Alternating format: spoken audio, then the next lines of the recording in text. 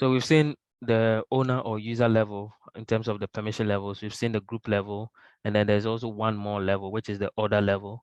With order level, there may be system users. It may not necessarily be a human being. It may be a program that has access to the file.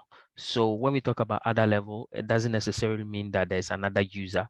It could be that there's a software or a package or something which has access to that file. So for example, on top of my head, what I can think of would be maybe Bash. Bash will be able to execute something on a file or something. That's what I will say for other level in this case. So again, we saw the permission levels. The other kind of permission is the permission application or application permission, anyhow you want to put it.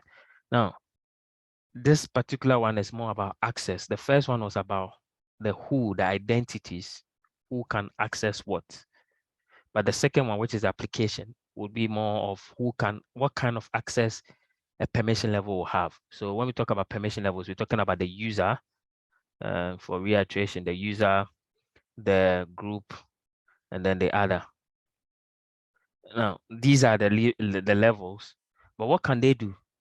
Assuming we're talking about the user called OS boxes, we're saying that this particular person can do something on a file. What can they do?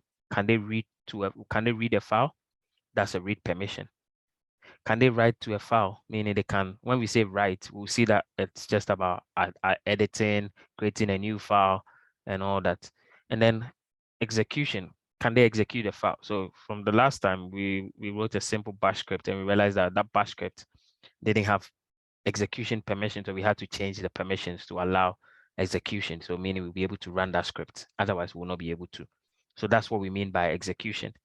So, but again, even though we saying that this bash script that we executed is some kind of execution, the kind of execution or the kind of read or write or the ways a file can be accessed will depend on the type of file.